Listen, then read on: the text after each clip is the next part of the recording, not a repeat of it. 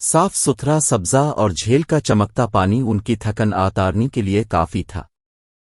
गर्मियों की छुट्टियां होते ही अबू ने तीनों बच्चों को खुशखबरी सुनाई कि इस दफा की छुट्टियां वो अपने आबाई गांव जाकर तुम्हारे दादा के साथ मनाएंगे। हसन, अहमद और उम्र बहुत खुश हुए क्योंकि गांव जाकर झील पर सैर करने का उन्हें बहुत शौक था। अगले दिन झील पर पहुंचकर वो सब हैरान रह गए क्योंकि झील का मंजर उनकी सोच के बरक्स था। झील के ऊपर जा बजा प्लास्टिक के शापर, जूस के खाली डब्बे और पानी की खाली बोतलें तीर रही थीं।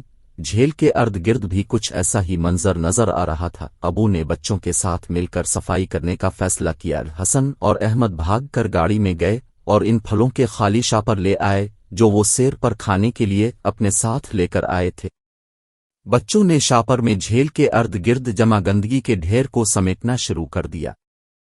अबू ने झील में मौजूद गंदगी को साफ करना शुरू किया। दोपहर ढलने तक सफाई का काम मुकम्मल हो गया था। सब लोग बहुत थक चुके थे। खाने से फारिग होकर उन्होंने वहां खूब लुत्फ अलिफाटालिफ। साफ सुथरा सब्जा और झील का चमकता पानी उनकी थकन आतारने के लिए काफी था। वो सब जब वापसी के लिए रवाना होने लगे तो उन्होंने देखा कि कुछ मेंढक खुशी से अलिफा चेलती टर टर कर रहे हैं, जैसे उनका शुक्रिया अदा कर रहे हो।